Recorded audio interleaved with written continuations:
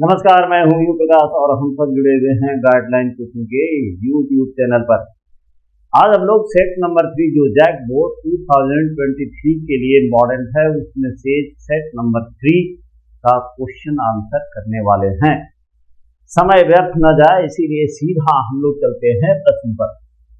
पहला नंबर, in a metallic conductor, एक मेटालिक कंडक्टर में drift velocity can be expressed by. सीधी सी बात समझना है कि एक मेटालिक कंडक्टर जो होता है इसमें से सिलिंड्रिकल पोर्शन हम लोग लेते हैं। सीधा समझना है ये कि इसमें एक सिलिंड्रिकल पोर्शन लिए यानी सिलिंड्रिकल पीस ऑफ कंडक्टर लिया गया। अब इसको हम लोग क्या करेंगे, इसके अक्रॉस इलेक्ट्रिक फील्ड अप्लाई करते हैं और इलेक्ट्रिक फील्ड अप्लाई करने का एक ही जरिया है कि हम लोग इसमें से सेल कनेक्ट करते हैं या बैटरी कनेक्ट करेंगे, क्योंकि सेल के सीरीज कॉम्बिनेशन को हम लोग क्या कहते हैं, बैटरी कहते हैं। सेल से अगर जोड़ा जाए तो ये रहा इलेक्ट्रिक फील्ड। अब इसमें से जो इलेक्ट्रॉन ड्रिफ्ट करता है वो अगेंस्ट ऑफ इलेक्ट्रिक फील्ड करता है, यानी दोनों की डायरेक्शन एक दूसरे के अपोजिट होता है। वैसे इसका मैग्नीट्यूड का मान होता है small E capital E. Electric field का magnitude of charge of on each electron and tau is the relaxation time। ये पढ़ा हुआ एक कॉमन एक्सप्रेशन है और इसमें से जो यहाँ दर्शाया गया है तो 2 नंबर में मैग्नीट्यूड दर्शाया गया है ना। तो ये तो नहीं होगा, पक्का बात है।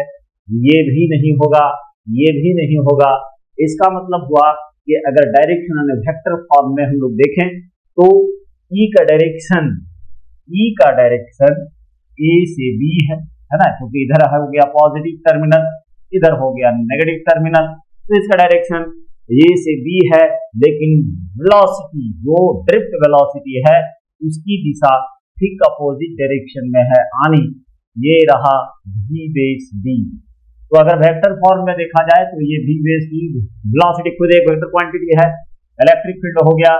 लेकिन यहाँ एक दूसरे के अपोजिट डायरेक्शन होने की वजह से हम लोग इसको माइनस दर्शाते हैं, तो इसका मतलब पहला आंसर सही होगा। देख के मानना है ना, ये दोनों आंसर नहीं होंगे। यानी फिर से एक बार अगर हम लोग देखें तो पहला आंसर सही है, ये आंसर गलत हो गया है, ये भी गलत हो गया क्योंकि ये मैग्नीट्यूड के लिए सही है, बाकी तो खैर कोई सवाल ही नहीं पैदा होता है। तो ये था पहला प्रश्न। अब दूसरे प्रश्न की तरफ चलते हैं।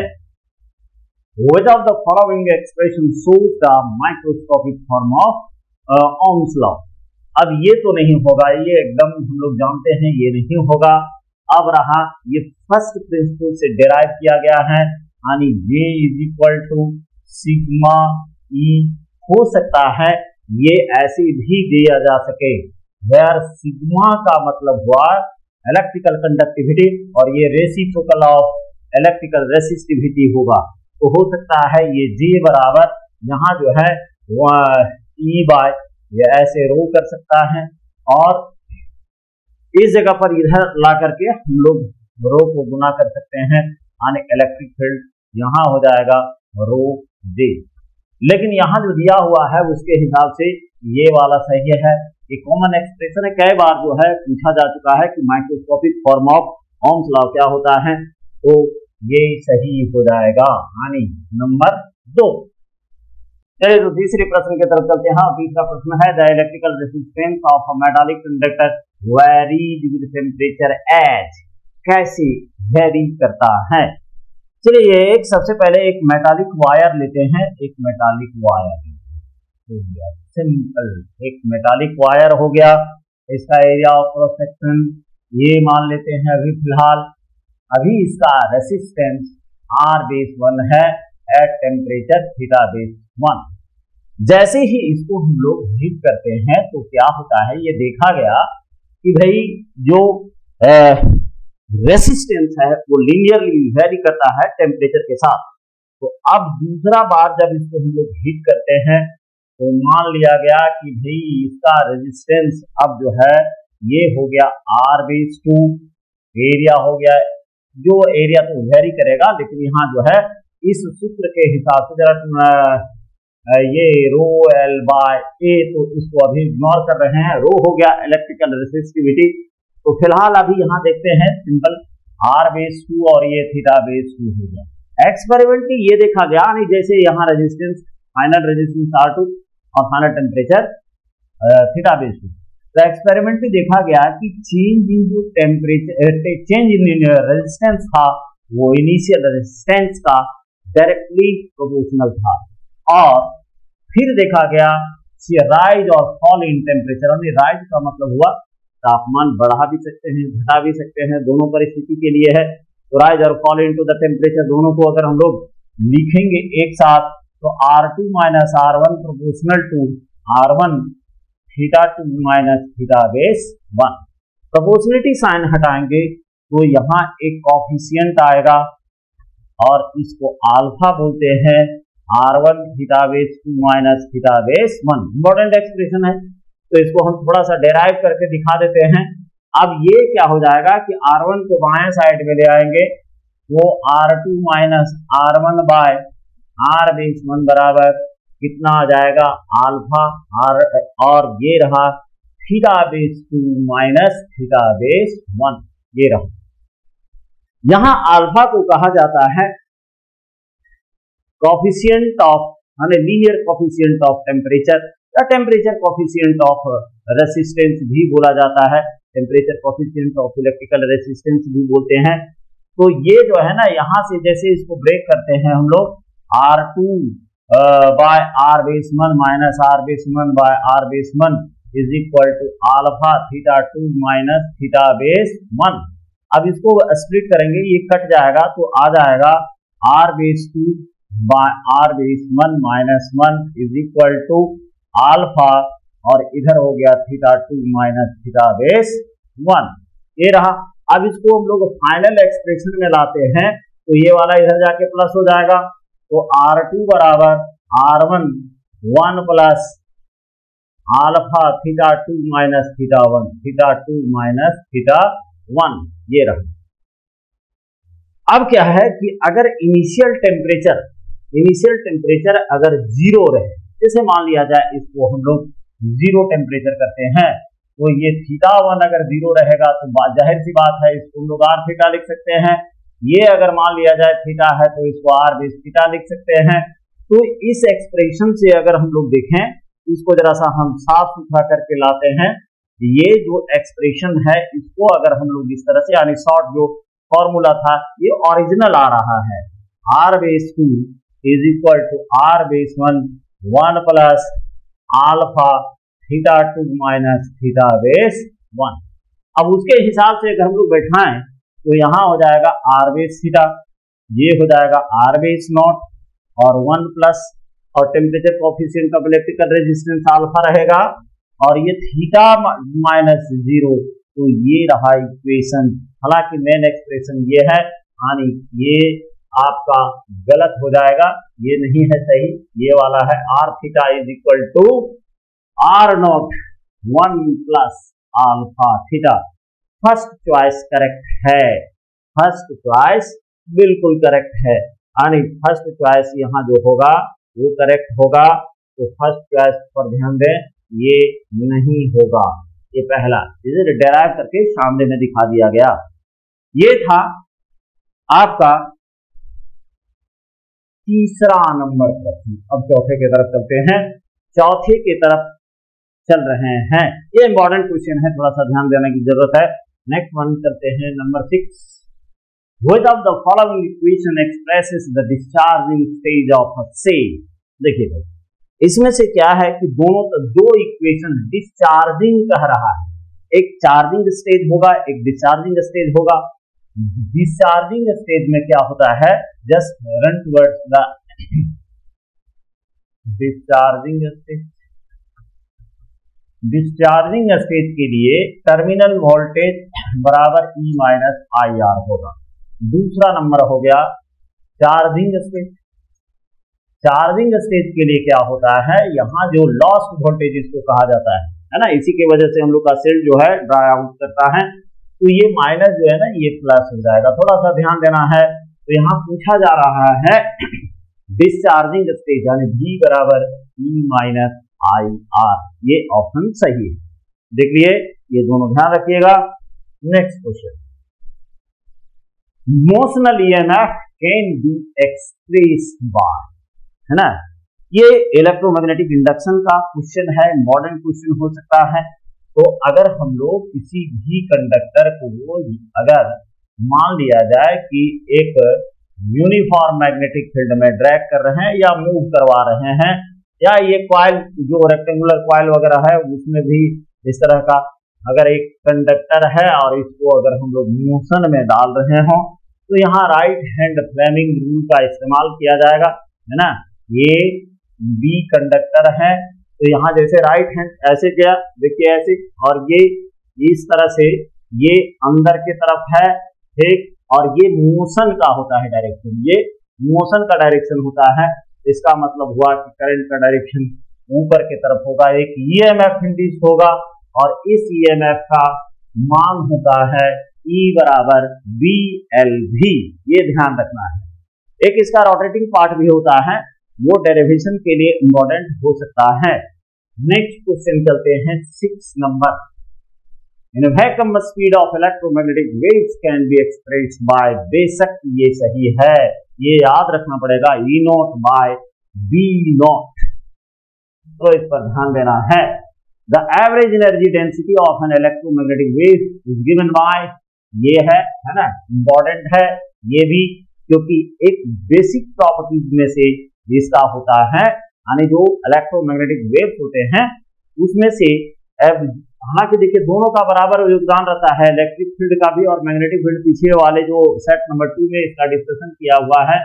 तो ये आपको इक्वेशन याद रखना पड़ेगा, U इज इक्वल टू, यहाँ ध्यान रहे, इलेक्ट्रिक प्लस मैग्नेटिक एनर्जी, ये बात यहाँ ध्यान रखना है। और इसका मान सीधा भी याद रखिए, यहाँ डेराइव उतना जल्दी डेराइव होगा नहीं, क्योंकि सोलेनॉइड से एक्सप्रेशन को लाना पड़ेगा और फिर इसमें से इनपुट करना पड़ेगा। सोलेनॉइड प्लस उधर जो पैरेलल प्लेट कैपेसिटर है उसका टोटल एनर्जी जो है, एनर्जी डेंसिटी वहां लेना पड़ेगा, इसका फिर सोलेनॉइड का एनर्जी डेंसिटी निकालना होगा, फिर दोनों को आप देखेंगे और तब वहां C बराबर E बेस नॉट, जो अभी ऊपर इक्वेशन हम लोग देखे हैं, E base naught by B base naught convert करना पड़ेगा, तो टोटल एनर्जी का मान आपको ये आ जाएगा। लंबा है थोड़ा सा, चलिए नेक्स्ट क्वेश्चन की तरफ चलते हैं। 8वां number, a thin prism of angle 2 degree gives a deviation of 1 degree. The value of refractive index of the material is, देखिए इसमें से क्या है कि दो सूत्र है, एक बड़े जब एंगल ऑफ रिफ्लेक्शन यानी sine delta m plus a by 2 divided by sine a by 2, ये रहा जब एंगल ऑफ प्रिज्म यानी प्रिज्म का एंगल बड़ा होगा तो आपको ये सूत्र लगाना पड़ेगा। ये जैसे कि यहाँ दिखाया गया है, ये एंगल ऑफ प्रिज्म है, एंगल ऑफ प्रिज्म का डिसीजन जो है प्लेन ऑफ इंसिडेंट और प्लेन ऑफ रिफ्लेक्शन के आधार पर किया जाता है, जो नॉन पैरेलल होना चाहिए। लेकिन अगर ये एंगल बहुत छोटा है ना, तो ये बड़े एंगल के लिए होता है, ये बड़े एंगल के लिए होगा। यहाँ जो हम दिखा रहे हैं ये बड़े एंगल के लिए है, यानी ये वाला जो है आपका बड़ा एंगल के लिए है। छोटे एंगल के लिए हम लोगों को क्या करना पड़ेगा कि एक सूत्र है, जरा सा यहाँ देखते हैं, एक फॉर्मूले की तरफ आते हैं।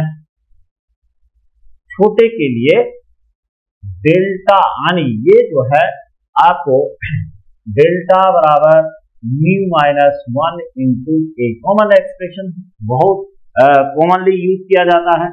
तो यहाँ देखिए डेविएशन का मान, ये डेल्टा m का मान दिया हुआ है और ये दिया हुआ है एंगल ऑफ प्रिज्म, म्यू का मान पूछ रहा है, यहाँ 1 डिग्री बैठा दीजिए, म्यू माइनस 1 हो गया और एंगल ऑफ प्रिज्म 2 डिग्री है, डिग्री डिग्री कैंसिल हो गया, 1/2 बराबर म्यू माइनस 1 हो गया और 1/2 plus 1 is equal to mu, यानी 3/2 बराबर mu, therefore mu is equal to 1.5, है ना। एक बात जान जाइए, झारखंड बोर्ड में जल्दी एन नहीं लिखता है ना, एब्सोल्यूट रिफ्रैक्टिव इंडेक्स का नोटेशन जो है वो एन नहीं लिखेगा, तो ये बात ध्यान रखना है कि एनसीईआरटी की तरफ वो भागता है, सब क्वेश्चन वगैरह जो है थोड़ा सा अलग पैटर्न का रहता है। तो एन की जगह पर यहाँ आपको न्यू मिलने वाला है। ये रहा प्रश्न, दोनों का ध्यान रखना है। ये वैसे इंपॉर्टेंट है इसलिए कैसे हो सकता है ये डेरिवेशन आ जाए। और ध्यान रहे कि एंगल ऑफ प्रिज्म का डिसीजन जो होता है प्लेन ऑफ इंसिडेंस और प्लेन ऑफ जो है इमरजेंस के आधार पर, इधर इधर दूसरा अंदर में जाएगा फिर ये बाहर निकलेगा। तो ये था 8वां नंबर प्रश्न। अब हम लोग चलते हैं 9वें नंबर के तरफ। Question number 9, for normal vision of refracting telescope it's tube length can be express by normal vision. देखिए दो तरह का जो ऑप्टिकल इंस्ट्रूमेंट होता है या ह्यूमन आई होता है, जिसके जो विजन के तरीके होते हैं वो दो होता है। Number 1 stand vision. Stand vision में फाइनल इमेज जो होता है वो 25 सेंटीमीटर पर लाई करना चाहिए, जबकि नॉर्मल विजन में क्या होता है कि ये इंफिनिटी, फाइनल इमेज जो है वो इंफिनिटी पर बनना चाहिए।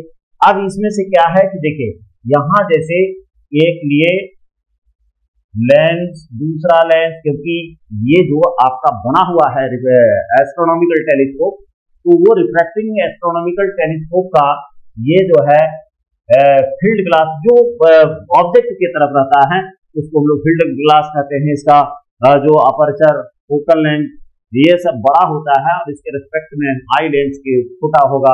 अब इसमें से होता क्या है, जरा ध्यान देना है भाई कि ये जो है क्या बोला गया, नॉर्मल विजन के लिए। तो नॉर्मल विजन के लिए होता क्या है कि यहाँ ऑब्जेक्ट तो जाहिर सी बात है इनफाइनाइट डिस्टेंस पर होगा, तो ये फोकस पर जो है वो यहाँ इमेज बनेगा। अब इसका जो ट्यूब लेंथ है ये आपका हो गया f0, क्योंकि ये ऑब्जेक्टिव है, या इसको रियल नाम तो जो है फील्ड ग्लास होता है। लेकिन अब क्या कीजिएगा, आजकल जो है इसको ऑब्जेक्टिव सब राइटर लिख करके इसका भी मतलब मैंने अंतर ही नहीं समझ में आता है कि कंपाउंड माइक्रोस्कोप और टेलीस्कोप का आखिर कौन ऐसा बेवकूफ था जिसने फील्ड ग्लास इसको बोला, है ना। नहीं वो देख रहा होगा तो बेचारा बैठ के रो रहा होगा कि ऐसा किए कि। और ये जो है ना आई लेंस हो गया है आजकल, है ना, ठीक हुआ इसके साथ, हालांकि इसका ओरिजिनल नेम जो था वो ओकुलर था। अब है कि यहाँ जो इमेज बनेगा ना तो इसको कुछ इस तरह से एडजस्ट करना है कि इधर से भी इसके लिए FE के यानी और आई लेंस के लिए भी इस पर डिस्टेंस जो है FE पढ़ना चाहिए। यानी सीधी सी बात, दूसरे शब्द में हम लोग ऐसे कह सकते हैं कि F0 और FE कोइंसाइड करना चाहिए दोनों, तभी ना इसका इमेज जो होगा जब ऑब्जेक्ट रहेगा फोकस पॉइंट पर तब इसका इमेज इंफिनिटी पर बनेगा। इसका मतलब अगर हम लोग ये डिस्टेंस देखें, ट्यूब का लेंथ ये हो गया, तो FO plus FE focal length of ocular यानी फील्ड ग्लास या ऑब्जेक्टिव प्लस आई लेंस, तो चॉइस ढूंढते हैं, ये रहा length of F0 plus FE, ध्यान रखना है। नेक्स्ट क्वेश्चन के तरफ चलते हैं। नेक्स्ट क्वेश्चन के तरफ देख लीजिए भाई, हो गया। अब अगले प्रश्न के तरफ चल रहे हैं। If an electron and a proton have the same kinetic energy, the ratio of the de Broglie wavelength of proton and electron would approximately be। अरे भाई ये वेवलेंथ है, इसको ध्यान में रखिएगा, हो सकता है ऑब्जेक्टिव भी आए, है ना। जैक बोर्ड में इसको डायरेक्ट प्रश्न पूछे हुए है कि which of the following expression shows that de Broglie wavelength lambda is equal to ये Planck's constant divided by √2 into mass of electron into charge, ये रहा। देख अब यहाँ क्या बोल रहा है, इलेक्ट्रॉन और प्रोटॉन के पास same kinetic energy, kinetic energy से ही इसको डेराइव किया गया है ना। तो ये देखिए ये मेन सूत्र हो गया आपका। अब इसमें से क्या है, प्लैंक्स कांस्टेंट हो गया, ये बदलेगा नहीं। अच्छा, ई का मैग्नीट्यूड अगर हम लोग लें तो प्रोटॉन का यानी चार्ज ऑन प्रोटॉन बराबर चार्ज ऑन इलेक्ट्रॉन, क्योंकि मैग्नीट्यूड ले रहे हैं और मैग्नीट्यूड किसके बराबर हो जाएगा, एक मिनट, यहाँ जो है चार्ज जो है, देखिए यहाँ सीधी सी बात है, सबको पता होगा कि इतना बार जो है यहाँ भी डिस्कस किया गया तो इस जगह पर सीधा याद रखना है Q charge on proton is equal to charge on electron, modulus लिख के दिखाएंगे 1.6 into 10 to the power minus 19 coulomb. तो ये भी कांस्टेंट हो गया, H भी कांस्टेंट, इसका मतलब lambda proportional to 1 by under root m। अब मास अगर यदि आपको पता है तो तुरंत बन जाएगा। ये देखिए, इसका मतलब हुआ कि मास ऑफ यानी प्रोटॉन, अगर हम लोग इसको लेते हैं यानी यहां सीधा बैठा देंगे लैम्डा ऑफ P बराबर, ऐसे भी कर सकते हैं root under mass of proton, और चार्ज यहां रहने देते हैं, mass lambda of electron is equal to H by mass of electron, और चार्ज वही रह जाएगा। डिवाइड कर दीजिए, जैसे डिवाइड करेंगे ये दोनों गया, और रूट अंडर इसको अलग लिख सकते हैं ना, रूट अंडर अगर एम ई है तो इसका मतलब रूट अंडर एम गुना रूट अंडर ई हो जाएगा। इसका मतलब ये वाला भी आपका कट जा रहा है, तो इसका मतलब ये ऊपर चला जाएगा, यानी lambda P by lambda base E बराबर अंडर रूट कितना हो जाएगा, अंडर रूट, इसको हम लोग ऐसे लिख सकते हैं under root M base E upon M base P. अब यहां मास आपको पता होना चाहिए, मास ऑफ इलेक्ट्रॉन 9 ये वाला जो है 9.1 into 10 to the power minus 31 divided by, यहां हो जाएगा 1.67 into 10 to the power minus 27 kg cut जाएगा। तो इसका एक रेशियो होता है 1/1837। इसका अगर निकालेंगे हम लोग तो लगभग निकलेगा कितना, 43, स्क्वायर रूट 1 का 1 हो जाएगा, और 1837 का लगभग 43 होगा, यानी ये रहा 4 नंबर आंसर। नेक्स्ट क्वेश्चन की तरफ चलते हैं, एक नजर डाल दीजिए कैसे कैसे किए हुए हैं। चलिए अब अगले प्रश्न की तरफ चलते हैं। Velocity of a body of mass 10 gram is 2 into 10 to the power 3 metre पर second. Value of de Broglie wavelength associated with it, madam put the data and get the result. एकदम सिंपल है, खाली थोड़ा सा ग्राम को जो है कृपा करके उसको केजी में चेंज कर देना है। यहाँ दिया हुआ है मास एम, तो इसको आप चेंज कर लीजिएगा, तो ये हो गया 10 बाय 1000 करेंगे, यानी 1 2 3 यानी 10 गुना 10 पर घातांक -3 kg हो जाएगा, सिंपल। अच्छा, वेलोसिटी दिया हुआ है, लैम्डा का ये सूत्र होता है h बाय एम भी, अब यहाँ बैठा देना है, तो 6.6 into 10 to the power -34, और ये वाला यहाँ बैठा दीजिएगा, तो यहाँ जो है ऊपर जाएगा, ये तो यही साफ हो जा रहा है, इसको ऊपर ले जाने की जरूरत नहीं है, ठीक, और ये इसको ऊपर ले जाए, ये वाला जो है 35 हो जाएगा, ये वाला देखिए ऊपर ले जाएंगे तो 35 हो जाएगा, और फिर नहीं होगा, आराम से हो जाएगा। यहाँ देखिए ऊपर ले गए 10, तो 6.6 into 10 to the power -35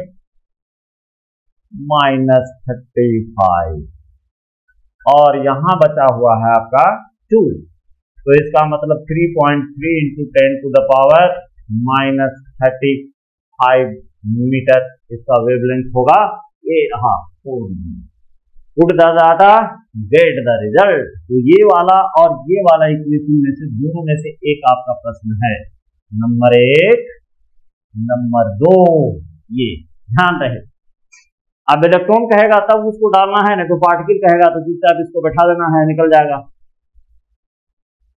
अब आता है tungsten nuclear, the visible region of hydrogen spectrum. बाद जैसे लाइम शुरू होता है, लाइमन है ना, एक सेट जो 5 सेट है आपका, वहां से शुरू होता है, तो इसमें से लाइमन बार्मर फंड ब्रैकेट 5 जो है उसमें से ये वाला जो है देखिए लाइमन, ये नहीं होगा, बाल्मर एक है, इसी में तो नेगेटिविटी आया था ना, इसी में नील बोर के यानी जो ओवरलैपिंग हो रहा था उसके बारे में चर्चा ही नहीं किया था। तो यहाँ अभी उतना लंबा जाने की जरूरत नहीं है, एग्जाम पॉइंट ऑफ व्यू से सीधा बात याद रखें कि सारे एक वो पहला वाला जो अल्ट्रावायलेट में पड़ता है, बीच में जो है विजिबल रीजन में पड़ेगा, और फिर जितना भी है वो इंफ्रारेड रीजन में पड़ता है। मात्र एक ही विजिबल रीजन में पड़ता है और वो है बालमर। बस इतना ध्यान रखना है। अब नेक्स्ट में आते हैं the acceleration of electron in the first orbit of hydrogen atom is. देखिए एकदम सिंपल सा, अगर 10th क्लास का है कि एक कंसेप्ट से जुड़ा हुआ है कि कोई भी अगर पार्टिकल किसी वृत्तीय पथ पर चल रहा है ना, कोई अगर वृत्तीय पथ पर चल रहा है तो जाहिर सी बात है कि ये बिना सेंट्रीपिटल एक्सेलरेशन का चल ही नहीं सकता, कोई सवाल ही नहीं पैदा होता है। यानी यहाँ जो है ए बेस सी, और ए बेस सी का मान v²/r होता है ना, 11 का है कंसेप्ट। अब यहाँ क्या है, the acceleration of electron in first orbit of hydrogen atom. ये एक्सेलरेशन AC हो गया, क्योंकि इसके बगैर तो कभी भी कोई भी पार्टिकल या बड़ी सर्कुलर पाथ पर नहीं जा सकता, कोई चांस नहीं है। लेकिन सेकेंड पोस्टुलेट में क्या कहा गया, बोर्स के सेकेंड पोस्टुलेट में मान्यता में mv और एंगुलर मोमेंट, यानी उसी ऑर्बिट में एनर्जी लेवल में एक इलेक्ट्रॉन रिवॉल्व कर सकता है जिसका एंगुलर मोमेंटम का जो मान हो वो nh/2π। तो फर्स्ट ऑर्बिट है, यहाँ n का मान जो है वो 1 लिया गया है। अब यहाँ से v का मान हम लोग निकाल सकते हैं, तो यहाँ n है नहीं, कंफ्यूज करने की कोई जरूरत नहीं है। दर इज ये जो है h/2, यहां से निकालेंगे तो v का मान हो जाएगा h/2πmr। देखिए इसको एलिमिनेट किया हुआ है समय बचाने के लिए कि जल्दी हो जाएगा, है ना। अब क्या करना है, a बराबर होता है v, इसका तो v निकला हुआ है, चुपचाप यहाँ बैठा देना है। तो ये हो जाएगा h², ये हो जाएगा 4π² m²r², फिर नीचे आया तो एक r³ हो जाएगा ना। तो यहाँ जो है ये पर देखिए ये वाला आंसर आपका सही है। एक बार ध्यान से देखने की जरूरत है, हो सकता है एक नंबर लेके भाग जाए, है ना, भागने नहीं देना है। नेक्स्ट क्वेश्चन की तरफ चलते हैं। The ratio of the kinetic energy and the potential energy of electron in the hydrogen atom will be, क्या होगा, है ना। कह रहा है अनुपात काइनेटिक एनर्जी का और पोटेंशियल एनर्जी का। तो देखिए यहाँ क्या है, सिंपल बात समझना है कि एक हाइड्रोजन एटम को हम लोग यहाँ कल्पना में लिए, चलिए अभी इसमें से क्या करना है, जैसे दिस इज द सेंटर, ये रहा सेंटर, इसका रेडियस r हो गया, ठीक। अब इसके पास दो एनर्जी है भाई साहब, एक हो जाएगा काइनेटिक एनर्जी प्लस एक हो जाएगा पोटेंशियल एनर्जी। अब काइनेटिक एनर्जी यानी टोटल एनर्जी अगर E है तो इसका मतलब ये हुआ कि काइनेटिक एनर्जी और प्लस पोटेंशियल एनर्जी। अब यहाँ जो है ना प्रोटॉन एक है और इलेक्ट्रॉन यहाँ एक है, तो यहाँ इलेक्ट्रॉन ये हुआ प्लस चार्ज होता है इसमें और ये माइनस चार्ज होगा। अब क्या है कि इलेक्ट्रोस्टैट में हाल फिलहाल में बताया हुआ है 1/4πε0 Q1 Q2/r। प्रॉब्लम यहाँ ये है कि ये एक नेगेटिव है एक पॉजिटिव है, तो E माइनस और प्लस को इसको गुना करेंगे तो E²/4πε0 r, ये हो गया। काइनेटिक एनर्जी के लिए क्या करना है आपको, तो काइनेटिक जैसे ये जब भी चलेगा तो Fc बराबर है हाफ mv² ना, तो Fc बराबर यहाँ जो है ना इलेक्ट्रिक फोर्स जो है वो सेंट्रीपिटल फोर्स का काम करता है, इसका मतलब हुआ कि Q1 Q2 क्या हो जाएगा r²। याद रहे ये कूलम्स लॉ है और इसमें से Q1 Q2 पर मोडलेस होगा, यहाँ वाला हो जाएगा आपका हाफ mv²/r और इसको बाहर निकालेंगे तो E गुना E, क्योंकि दोनों बराबर है, तो E² हो गया 4πε0 r²। एक r यहाँ कट जा रहा है, कितना बचेगा mv² बराबर E²/4πε0 r। अब ये दोनों एनर्जी निकल चुका है। अब इस जगह पर हम लोग अगर इसको बैठाएं तो क्या आने वाला है, यहाँ चेक कर लेते हैं। चलिए यहाँ से चेक करते हैं, तो U यहाँ एनर्जी हो गया, टोटल एनर्जी लिख दिए। अब टोटल एनर्जी का मान देखिए, हाँ काइनेटिक एनर्जी का मान आ रहा है, काइनेटिक एनर्जी का मान 4 pi epsilon base naught R square. अब काइनेटिक एनर्जी का मान कितना होता है जी, यहां जरा सा निकाल लेते हैं काइनेटिक एनर्जी का मान। एक मिनट, के बराबर हाफ mv स्क्वायर। एक काम करते हैं, अभी गुना नहीं करना है, अभी खाली इसको ऐसे रखना है और ये रहा mv स्क्वायर का मान, ये वाला बैठा देते हैं 4 pi epsilon base naught R. हो गया। अब यहीं से हम लोगों को पता चल जाएगा, अब ज्यादा दूर जाने की जरूरत नहीं है। यहां देखिए क्या है, इसको अगर हम लोग देखें तो यहीं से पता चल रहा है काइनेटिक एनर्जी का मान है, काइनेटिक एनर्जी का मान हम लोग का आ गया कितना, तो 1/2 v square by 4 pi epsilon base naught are.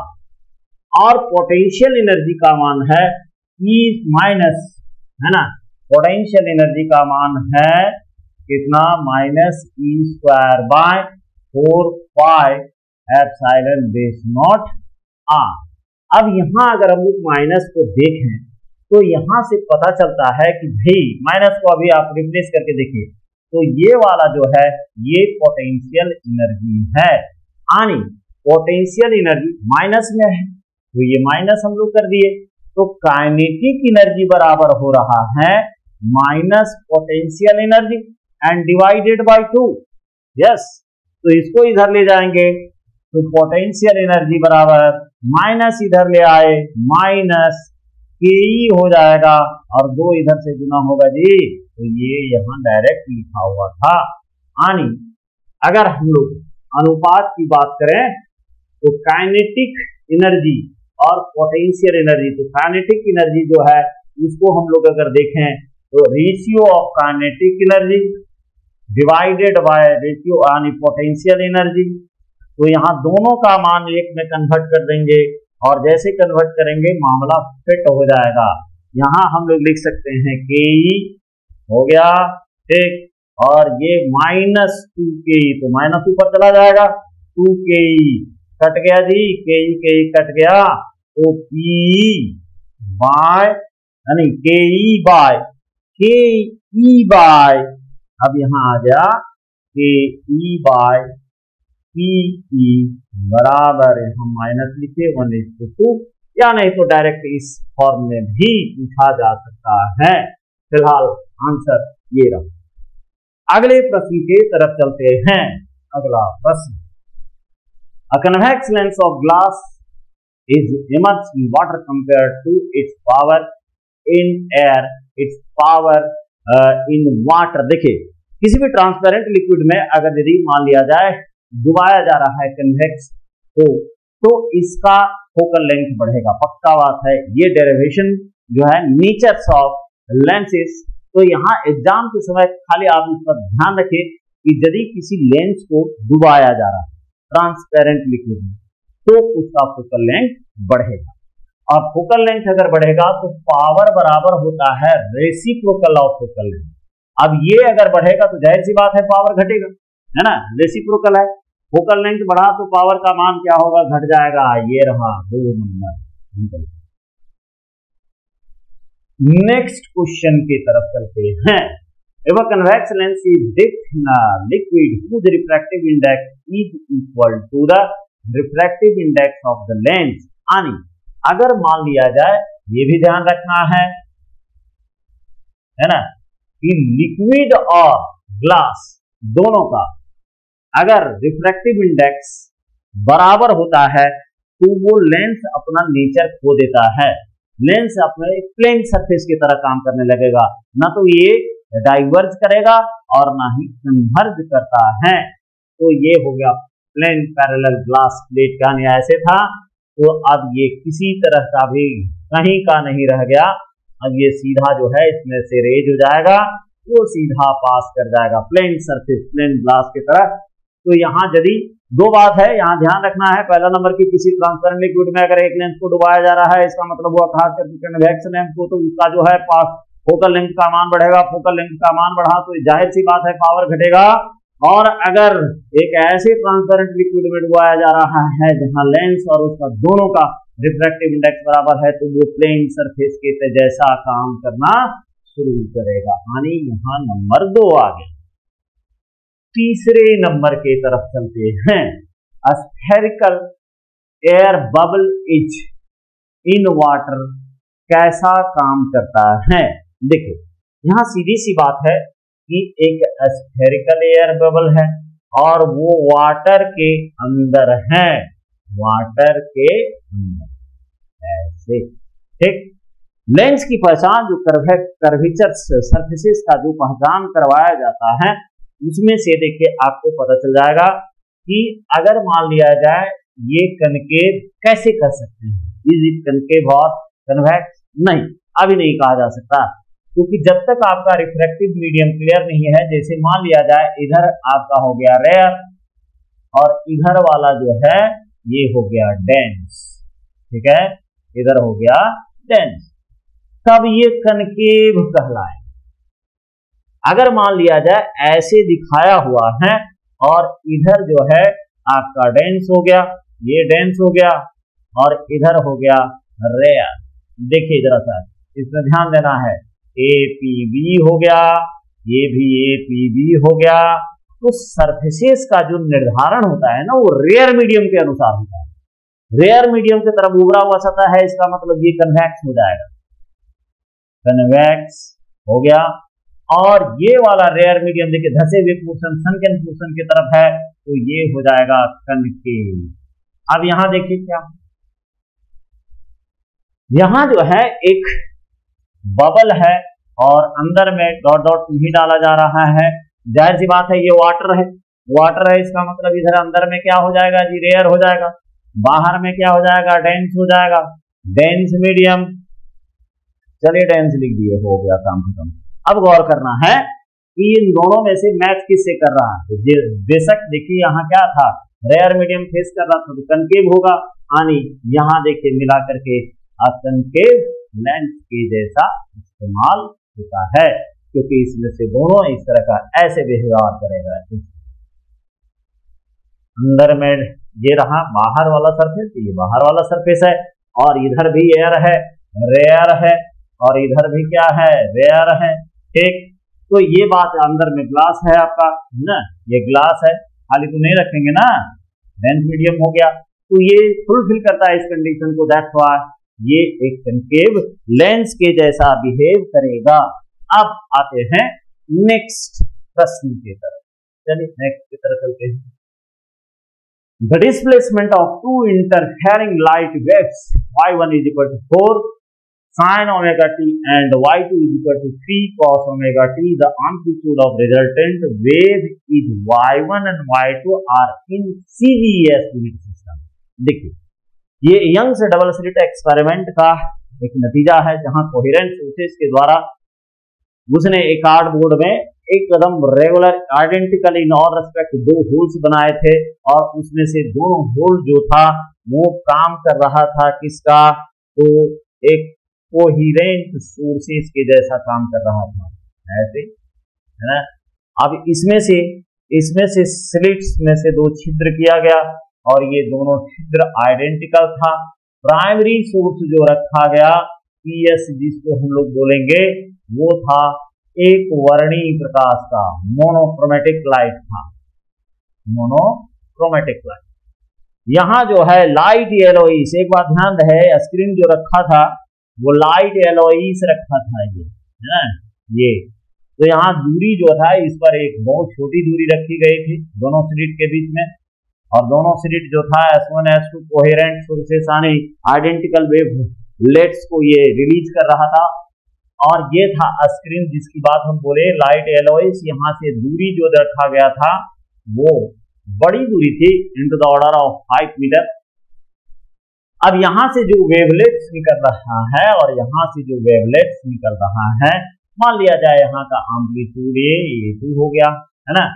तो यहाँ देखिए क्या है, ये बोल रहा है ना कि दो वेव जो रिलीज किए गए, दो वेवलेट्स जो रिलीज किया गया S1 और S2 से, एक का मान है 4 sin ओमेगा टी, यानी यहाँ फेज डिफरेंस है, कॉस में है एक साइन में है, खैर इससे लेना देना नहीं है। पिछले वाले में देखेंगे तो ये हो जाएगा, दरअसल ये है y बराबर ये साइन ओमेगा टी, इसको A1 कर देते हैं और इसको हम लोग रिप्रेजेंट कर सकते हैं ऐसे y2 बराबर 1 मिनट, ये y2 बराबर हो जाएगा y2 is equal to a2 cos omega t। इसको साइन में चेंज कर सकते हैं, पेज का पता चल जाएगा, इतना अभी जरूरत नहीं है। बोल रहा है कि एम्पलीट्यूड, अब यहाँ देखिए a2 के जगह पर 3 है और a1 के जगह पर 4 है। फॉर्मूला ये आपको याद रखना पड़ेगा क्योंकि एग्जाम में उतना समय रहता नहीं है निकालने का। तो ये बराबर है a1 square plus a2 square plus 2a1 a2 cos phi। अब ये बोल रहा है ना कि ये जो एम्पलीट्यूड है ना वो सीधी एस यूनिट सिस्टम में लीजिए भाई, चलिए ले लिए a1 का मान यहाँ उल्टा लिया हुआ है a1 है ना, तो खैर यहाँ बैठाइएगा तो एक ही बात पड़ेगा क्योंकि एक साइन में है और एक कॉस में है, तो इसका मतलब हुआ साइन और कॉस मतलब फाई का मान यहाँ जो है पाई बाई 2 होगा। जैसे इसको कॉस को चेंज कीजिएगा ना, तो कॉस को चेंज कीजिएगा तो साइन 90 माइनस थीटा हो जाएगा यानी पाई बाई 2 हो जाएगा, फाई का मान हो जाएगा पाई बाई 2 यानी 90 डिग्री हो गया। तो यहाँ जो है a1 a2 का मान मान लिया जाए कि ये है a2 और ये है a1, तो a का 3 सेंटीमीटर, एक का 4 सेंटीमीटर, फाई का मान 90 बैठा देना है। तो ये 4 × 16 हो गया, ये cos 90 का मान 0 हो जाएगा ना, ये वाला पूरा 0 हो गया। 4 स्क्वायर जो 3 स्क्वायर कितना आया 5 सेंटीमीटर, ये रहा इसका आंसर। नेक्स्ट क्वेश्चन की तरफ चलते हैं। चलिए नेक्स्ट क्वेश्चन, ये इंपॉर्टेंट क्वेश्चन है, थोड़ा पुराना भी क्वेश्चन है, आउटडेटेड नहीं हुआ अभी तक सब जगह मिल जाएगा ये प्रश्न, लेकिन कई बार झारखंड जैक में ये पूछा गया है। Intensity ratio of two waves is, एक बात याद रहे कि intensity is directly proportional to square of magnitude होता है। मैग्नीट्यूड मतलब जो पीछे जो वेवलेट्स रिलीज किए गए S1 एंड S2, इसमें से देखिए ये ऑब्जेक्टिव क्वेश्चन है, तभी सरल लगेगा जब आप वेव ऑप्टिक्स पढ़े हों, और वो भी ढंग से पढ़ना पड़ेगा है ना, क्योंकि इसमें से क्वेश्चन अक्सर आता है और अगर पढ़ा हुआ है जैसे थोड़ा सा कोहेरेंट सोर्सेस कैसे कैसे एक्सपेरिमेंटेशन किया, ये सब जानकारी होनी चाहिए, तभी जो है ये बेहतर ढंग से समझ में आएगा। नेक्स्ट क्वेश्चन आता है, यहाँ देखिए a स्क्वायर, तो वो क्या रहा है, यहाँ फॉर्मूला आपको ध्यान रखना पड़ेगा। आई मैक्स का ये फॉर्मूला होता है, आई मीन का ये फॉर्मूला, वैसे हम फॉर्मूला लिख देते हैं, फॉर्मूले में सीधा सा हम लाते हैं फॉर्मूला, जरा सा इसका लिख देते हैं। यानी दोनों क्या होता है सुपर पोजिशन करता है, और सुपर पोजिशन बीच में दोनों के बीच में जबरदस्त लड़ाई होती है, और उसमें से सुपर पोजिशन के बाद रीडिस्ट्रीब्यूशन ऑफ एनर्जी होता है, एक रिजल्टेंट वेव बनेगा। क्या बनेगा? रिजल्टेंट वेव बनेगा। ये रहा। अगर रिजल्टेंट वेव का एम्पलीट्यूड ये है तो ए का मतलब हुआ a1 स्क्वायर, जो पीछे लिखा हुआ है इसकी जरूरत ही नहीं है, यहाँ पीछे देखिए a1 square plus a2 square plus 2a1 a2 cos phi। यहाँ इंटेंसिटी के टर्म में अगर यदि हम लोग लिखें तो इंटेंसिटी के टर्म में क्या आंसर आएगा, देखिए रिजल्टेंट इंटेंसिटी का इक्वेशन होता है I is equal to root under I1 plus root under I2 plus 2 into root under I1 I2 और ये रहा cos phi। ये है एक्सप्रेशन। अब मिनिमम का और मैक्सिमम मैक्सिमम देंगे तो 0 डिग्री, या उसका जो रहता है वो उस तरह का मल्टीपल, तो उसमें से आप बैठाएंगे 0 हो गया, फिर जो है बढ़ते चले जाइए, इसका जो फेज डिफरेंस होता है उसके हिसाब से ये काम करेगा। फिलहाल अभी 0 और 180 डिग्री पर आपको काम करना है। इसको अगर फाई का मान 0 डिग्री बैठाएंगे तो यहाँ जो है मैक्सिमम आएगा। 0 डिग्री बैठाएंगे तो root under I1 plus root under I2 plus 2 root under I1 I2 हो गया। इसका मतलब root under I1 plus root under I2 का होल स्क्वायर हो गया, ऊपर हो गया। जब वही फाई का मान, जब ये आपका आई मैक्स का मान आया, आई मैक्स का है ना, ये आई मैक्स देता है। जब फाई का मान 180 डिग्री होगा तो यहाँ -1 हो जाएगा, तो इसका मतलब हुआ root under I1 plus root under I2 minus 2 root under I1 I2, तो इसका मतलब root under I1 minus root under I2 का होल स्क्वायर। ये दिया हुआ है बोला ना, the intensity ratio of two waves, जो एक S1 और S2 से निकला, 9:1 है। If they produce interference in the ratio of maximum to minimum intensity will be, है ना।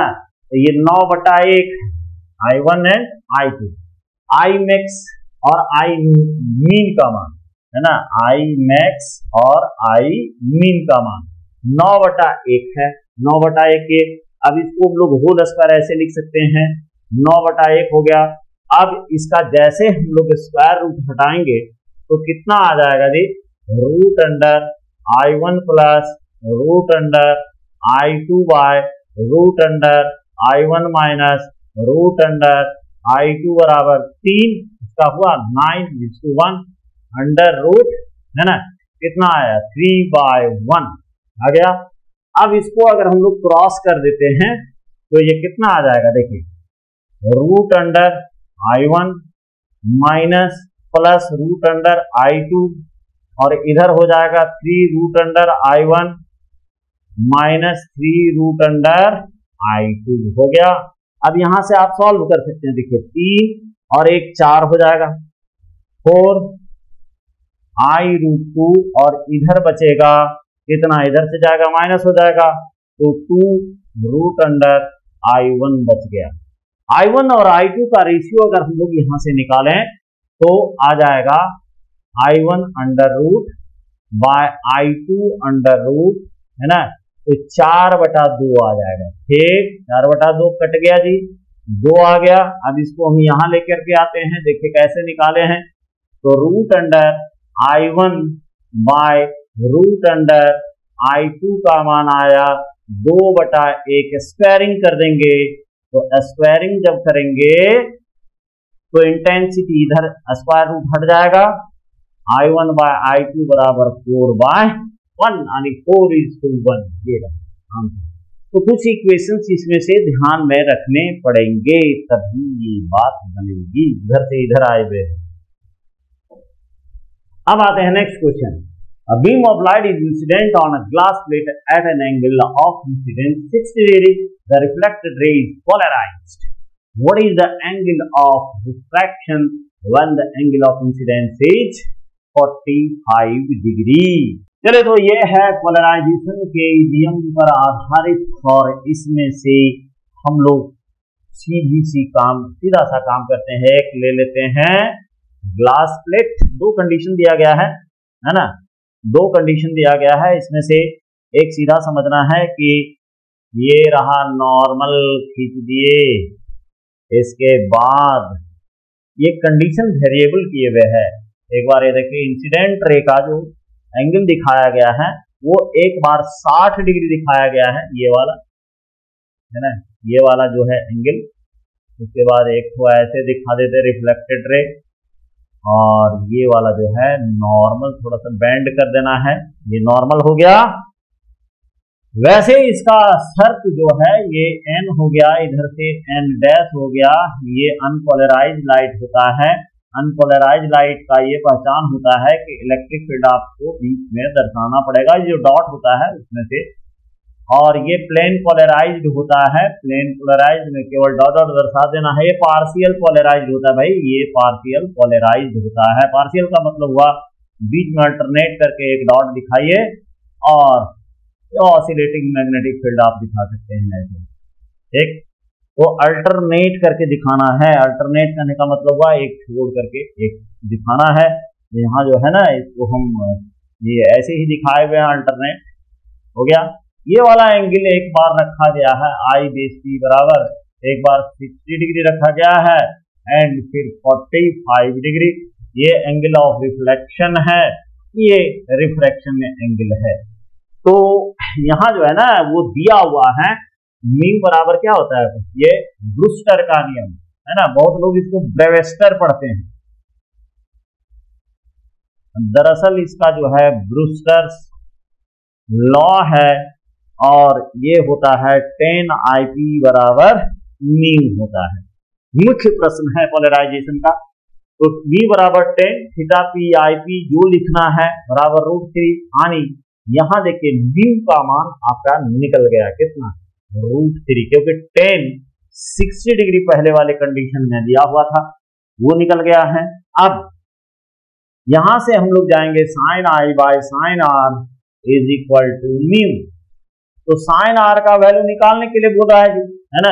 साइन आर का वैल्यू इसको आर डैश कर देते हैं, ये angle of what is the angle of reflection, ये आर हो गया, इसको आर दिखा देते हैं, ये वाला पूछ रहा है, ठीक, कि इसका मान क्या होगा। अब यहाँ साइन आर बराबर कितना हो जाएगा जी, साइन आई आर बटा में म्यू हो जाएगा, हो गया। देखिए यहाँ डायरेक्ट साइन 45 डिग्री है, आई का मान चूंकि बदला हुआ है तो 60 से कर दिया 45 डिग्री, तो 45 डिग्री बाय √3 हो गया। अब यहाँ बैठाइए, कितना आ जाएगा, देखिए 1/6 कितने का वैल्यू आ रहा है, तो ये साइन आर का वैल्यू आ रहा है, तो आर का मान कितना हो जाएगा, साइन इनवर्स 1/√6। कहां है ये। नेक्स्ट क्वेश्चन की तरफ देख लीजिए। अब आगे बढ़ते हैं, 21 के तरफ चलते हैं। The displacement of two interfering light waves are y1 is equal to 2 sin omega t cm and y2 is equal to sin, यहाँ देखिए फाई ये दो है, उसी तरह से जो पीछे बताया गया, पीछे कहाँ देखिए खोजते हैं किस जगह पर है इंटरफेरेंस, ये रहा। देखिए यहाँ जो है दोनों कोहेरेंट सोर्सेस के बीच में जो एक दे रहा था, वह यहाँ जो फेज है वो कॉस में एक्सप्रेस किया गया था, साइन कॉस, दोनों के बीच में 90 डिग्री का, जब इसको बदलेंगे तो जाहिर सी बात है कॉस को बदलेंगे साइन 90 माइनस थीटा। चलिए ये आ गया नेक्स्ट क्वेश्चन में हम लोग, यहाँ पोलराइजेशन की बात है इस जगह पर, ये रहा। देखिए ये होता है जैसे y बराबर एक एक्सप्रेशन, ये साइन ओमेगा टी और प्लस फाई की जगह यहाँ देखिए क्या है पाई/3। अब यहां से देखेंगे तो ये y1 है ना, यहाँ y1 बराबर a1 साइन ओमेगा टी हो गया।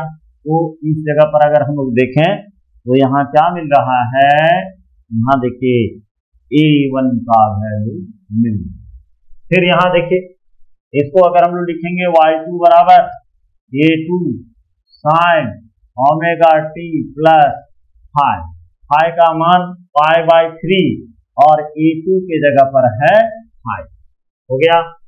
a2 बराबर a1 2 सेंटीमीटर है, a2 5 सेंटीमीटर है, फाई बराबर पाई/3 है।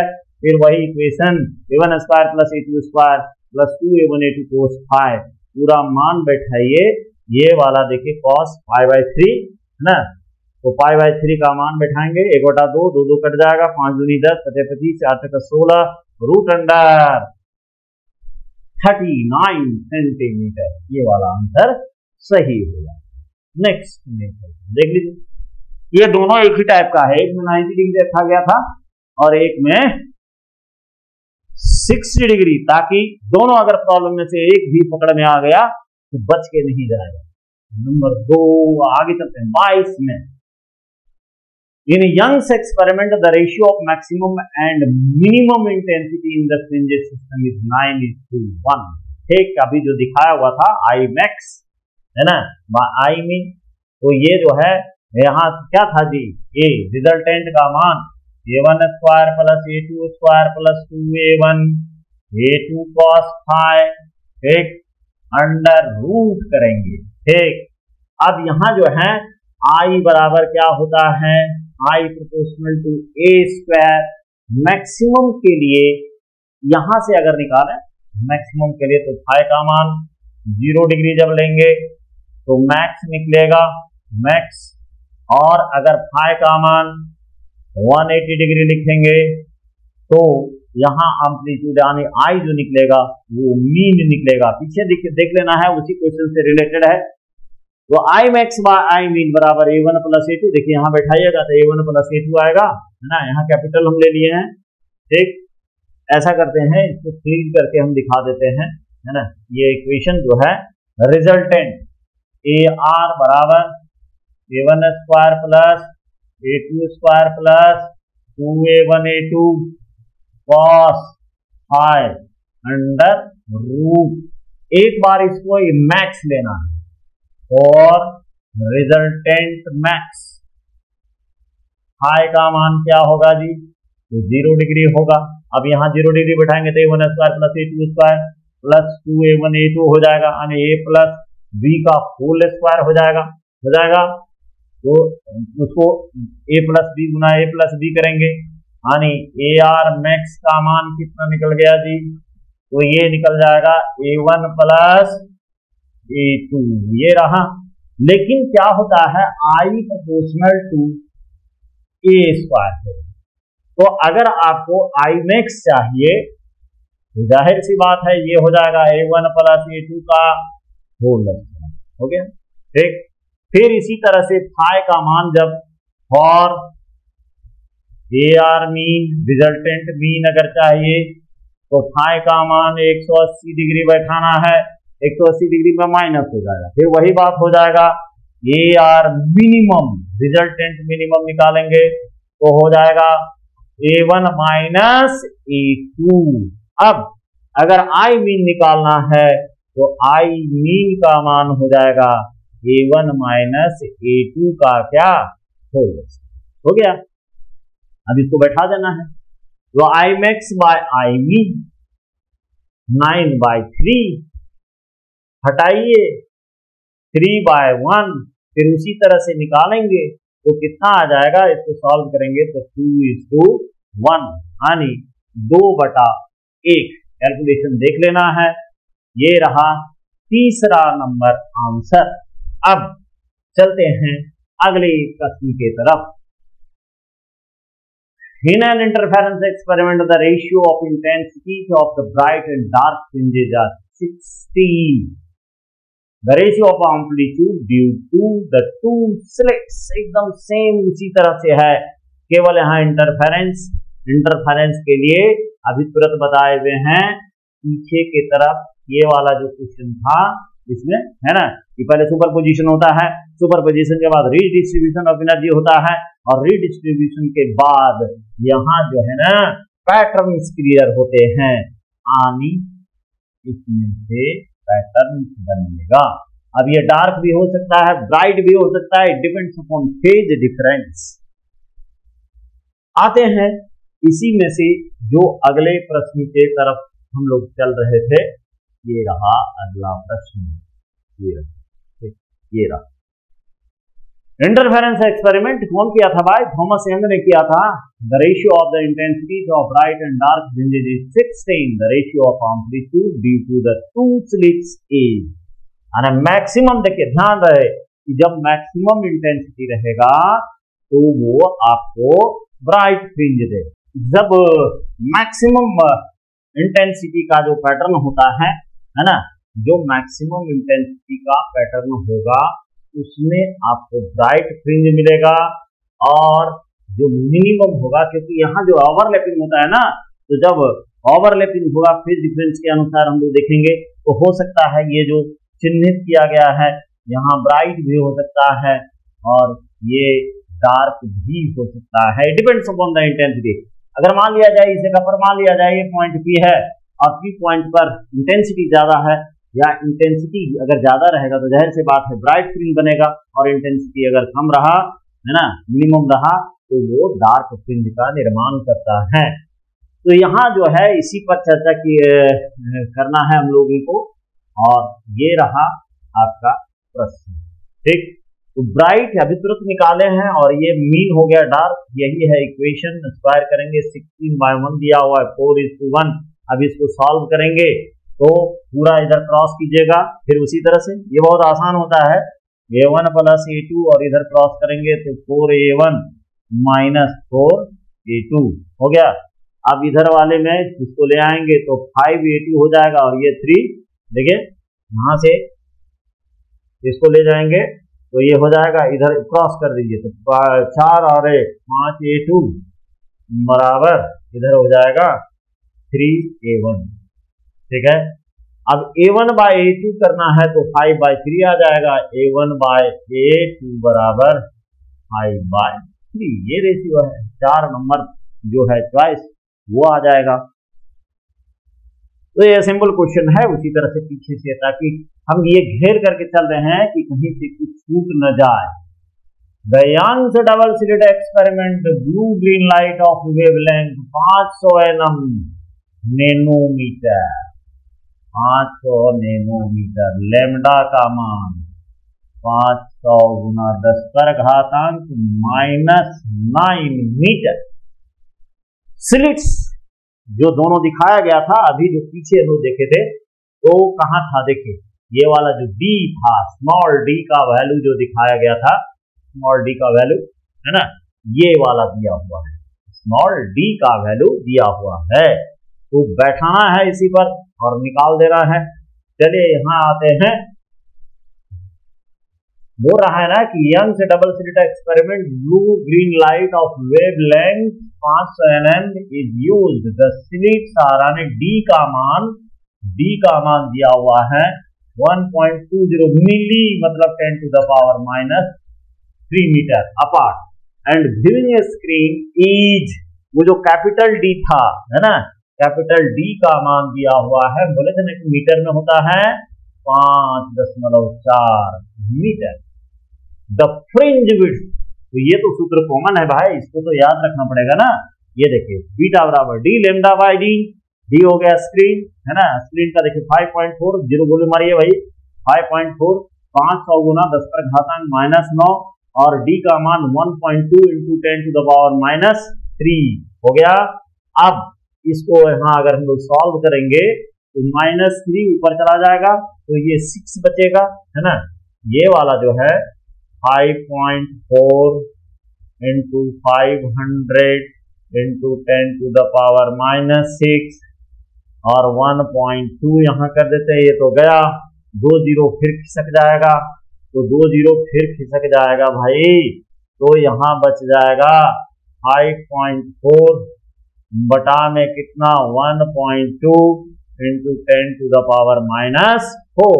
फिर इसको काटेंगे ये है ना, तो इसमें से 5 और इंटू 5 छूट गया है, जरा सा इसको हम ले लेते हैं, 5 छूट गया है एक, तो ये 5 × 10 to the power -4। बस अब कुछ नहीं करना है, इसको मल्टीप्लाई कर दिया गया 270/12, नहीं यहाँ पॉइंट को हटा दिए, ये वाला पॉइंट हट जाएगा, तो 5 का 20 बचे 25 और 2 27/12, इसको डालेंगे तो इतना लगभग आएगा 2.25 × 10 to the power -3 मीटर। हो सकता है कि क्वेश्चन इसमें से आ जाए, तो ये वाला ध्यान में रखना है, put the data and get the result. Next question, resistance of a semiconductor decreases with increasing temperature, ये याद होना चाहिए। वैसे हम सेमीकंडक्टर के दो जो मुख्य थे है ना, एनर्जी बैंड में जहां कंफ्यूजन था उसका भी वीडियो डाल चुके हैं, तो इसको आप ध्यान में रखेंगे। अब आया कंसेप्चुअल क्वेश्चन, ये भी बताया हुआ है majority charge carrier P type are holes होता है, माइनर होता है इलेक्ट्रॉन्स, ये भी सबको पता होगा, इंपॉर्टेंट क्वेश्चन है इसीलिए इसको शामिल किया गया। The half life T/2 and the disintegration constant lambda of a radioactive substances are related है। वैसे इसका मुख्य फॉर्मूला होता है T/2 बराबर 0.6931 नहीं दिया हुआ है, तो आप यहाँ ले सकते हैं या नहीं तो लैम्डा, तो इसको आप ऐसे मल्टीप्लाई करेंगे है ना, तो ये वाला ऐसे आ जाएगा T/2 लैम्डा बराबर 0.6931, ये रहा दूसरा नंबर। ये सूत्र है, put the data and get the result. Exam में इतने लिखा हुआ रहता है इसीलिए ऐसे लिखा गया है और कोई विशेष कारण नहीं है। The radius of the nucleus of mass number is directly proportional to, ये वाला इक्वेशन आपको याद रखना पड़ेगा। वैसे सैंपल सेट में इस पर एक प्रॉब्लम है, जब बनाएंगे तो देख लीजिएगा, क्योंकि उसका आंसर जो है उसमें गलत दिया हुआ है, तो उस पर नजर रखना है। 5-6 क्वेश्चन तो उसमें से जरूर आ जाएगा है ना, क्योंकि एक ही तो बेचारा है। इसमें से R0 को एम्पिरिकल कांस्टेंट कहते हैं, दरअसल ये होता है R प्रोपोर्शनल टू है ना मास नंबर पर पावर 1/3 है ना, 1/3 1/3। बस देखिए ये वाला है 4 नंबर, फिर नेक्स्ट क्वेश्चन की तरफ, ये वाला ध्यान रखिएगा, इसी पर प्रॉब्लम है, उसमें बना करके दिखा दिया जाएगा। एक 31 number, which of the following is the correct value of 1 AMU। तो लगभग ये भी दे सकता है ना, ये मेगा इलेक्ट्रॉन वोल्ट में होता है, हो सकता है लगभग इतना दिया हुआ हो, ये भी इंपॉर्टेंट क्वेश्चन है, इसीलिए ध्यान रखना है। मेगा माने 10 to the power 6, ये वाला आंसर सही होगा, 1 नंबर। नेक्स्ट क्वेश्चन की तरफ चलते हैं। Which of the following expression shows the mass defect? हाँ भाई, अलग अलग न्यूक्लियॉन्स के मास को जोड़ेंगे और जब एक एटॉमिक मास नंबर जो दिया हुआ रहता है उसमें से डिफरेंस होता है मास ऑफ इट। जैसे ये वाला सूत्र है आपका, देखिए ये फॉर्मूला है, इसको ध्यान रखना पड़ेगा। जहां Z हो गया एटॉमिक नंबर, मास डिफेक्ट हो गया delta M, MP mass of each proton, Mn mass of each neutron और M बराबर mass of the whole mass of the nucleus. तो अलग अलग अगर हम लोग इलेक्ट्रॉन और प्रोटॉन जितने होते हैं, न्यूट्रॉन और प्रोटॉन के अलग अलग अगर यदि डिसइंटीग्रेट करके उसका अगर हो सके तो उसका मास अलग अलग अगर निकालते हैं, उसका और न्यूक्लियस का मास में डिफरेंस हो जाता है और इसी को मास डिफेक्ट कहते हैं। अरे भाई, यही तो है न्यूक्लियर फोर्सेस का बेसिक रीजन, है ना। चलिए इसको आप ध्यान में रखेंगे। नेक्स्ट क्वेश्चन की तरफ चलते हैं। The region of shining air bubble in water. हाँ देखिए, यहां जैसे एक टैंक लिए, टैंक में से एक एयर बबल बना, ये वाटर है। होता क्या है शाइनिंग में, क्या है कि डेंस मीडियम से रे जा रहा है और क्या होगा कि इस जगह पर यहां जो है जरा सा इसको हम लोग देख लेते हैं। ठीक ऐसे आएगा रे, डेंस से रेयर, और इस जगह पर क्या होता है, रिफ्लेक्ट बैक कर जाता है।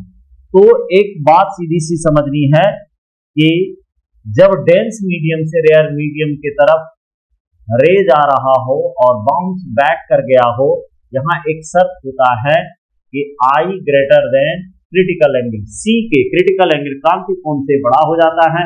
और इधर आपका डेंस मीडियम वाटर है ना, ये हो गया वाटर, और अंदर में क्या है भाई, एयर, तो ये रेयर मीडियम हो गया और ये हो गया डेंस मीडियम। और यही तो शर्त है भाई किसका, TIR, total internal reflection of light, यानी ये चमकता जो है इसके पीछे total internal reflection of light है। वैसे ये इंपॉर्टेंट है, इस पर ध्यान रखने की जरूरत है।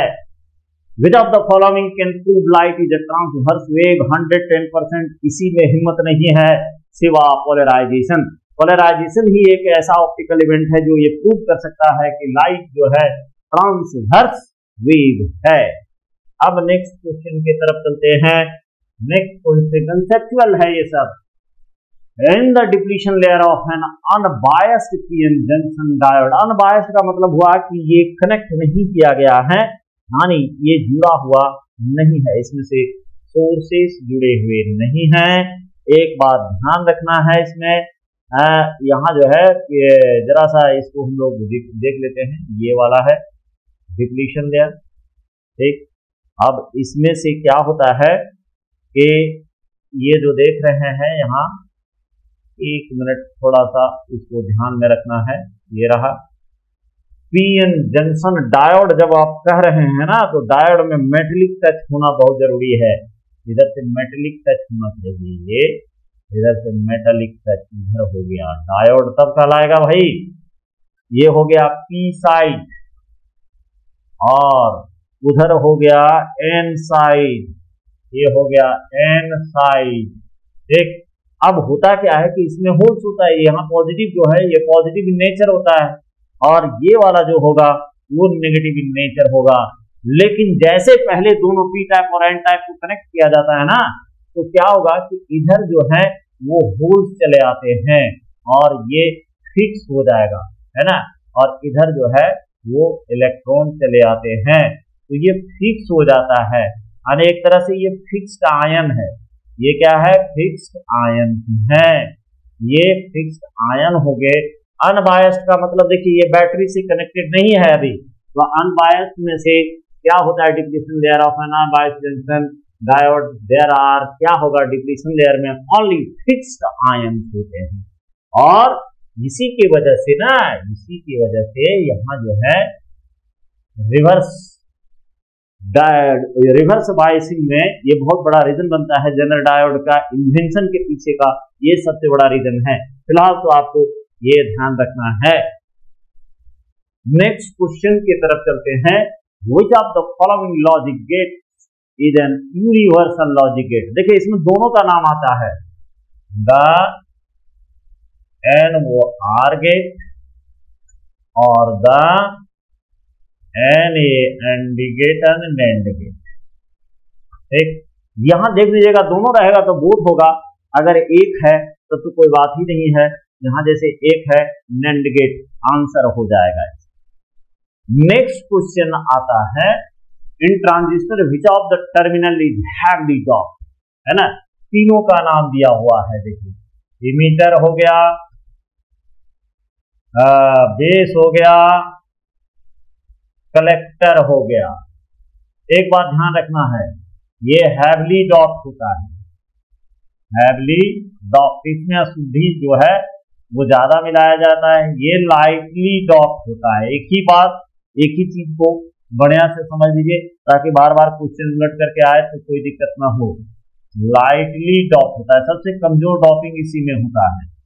और ये वाला जो है इंटरमीडिएट डॉप होता है, बीचों बीच इंटरमीडिएट डॉप। इसका मतलब हुआ ना ये हैवी होगा, यानी बेस और इमीटर के बीच का डॉपिंग किया जाता है। लेकिन हैवी डॉप कौन होता है?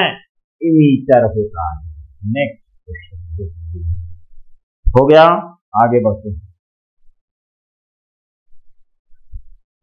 Kinetic energy of a photon can be express kinetic mass, है ना। तो ई बराबर ये ध्यान रखना है, एक बार एग्जाम में आ चुका है, मास का हो जाएगा, ये एकदम इजी है, E बाय mc स्क्वायर। यहाँ ये रहा आंसर, सीधा जो है इसको ध्यान रखना है। नेक्स्ट क्वेश्चन है, a convex length of a focal length of 20 cm and a concave length of focal length 30 cm are kept in contact to each other। ये एक दूसरे के नजदीक, एक दूसरे के साथ रखा गया है। The focal length of equivalent lengths is, यानी एक कन्वेक्स है और एक कनकेव है। तो इक्विवेलेंट का जो सूत्र होता है ना, 1/f इक्विवेलेंट बराबर 1/f1 प्लस 1/f2। और प्रॉब्लम क्या है कि इसमें तो प्लस होता है इसका, यानी f1 जो होगा वो प्लस में होगा और f2 जो होगा वो माइनस में होगा। तो 1/f इक्विवेलेंट बराबर देखिए कितना है, तो 1 बटा पहला दिया हुआ है 20 सेंटीमीटर और प्लस, और यहाँ जो है ना ये दिया हुआ है -30। अब इसको सॉल्व करेंगे तो 1/f इक्विवेलेंट बराबर ये देखिए 60 आ गया। अब 20 दिया 60 और 30 दूनी 60। अब इसको अगर हम लोग सॉल्व करें तो 1/f इक्विवेलेंट बराबर आ गया कितना, तो 1/60 आ गया, यानी f इक्विवेलेंट का मान कितना आ गया +60, क्योंकि यहाँ माइनस नहीं आ रहा है, माइनस आता तो अपने आ जाता है। इसका मतलब हुआ कि +60 सेंटीमीटर होगा, ये वाला आंसर है। तो जो सेट नंबर 2 में से 2 क्वेश्चन कम पड़ा था वो क्वेश्चन इसमें से ऐड कर दिया गया है। सबको शुभ रात्रि, फिर सैंपल सेट में मिलते हैं।